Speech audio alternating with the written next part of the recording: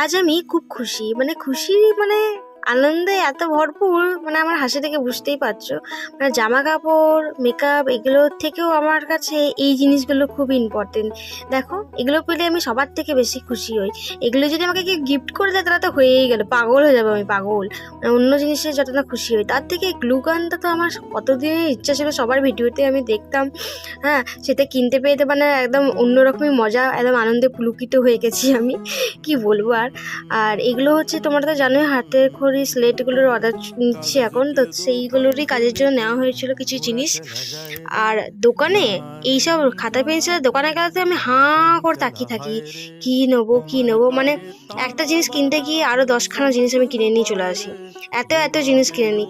আর মানে যাই দেখি মনে হয় কিনতে ইচ্ছে করে, মানে এত ভালো লাগে। মানে 10 মিনিট জিনিস কিনতে গিয়ে কি 1 ঘন্টা আমি দোকানেই দাঁড়িয়ে থাকি হাঁ করে। মানে এই রং, এই পেন্সিল, এই সময় মানে যেগুলো যেগুলো নতুন নতুন স্টাইলের রং পেন্সিলগুলো বেরিয়েছে, তারপরে পেন, রং, আমি মানে তাকিয়েই থাকি তাকিয়েই থাকি। মানে আমার মতন কে এরকম পাগল আছে বলো তো?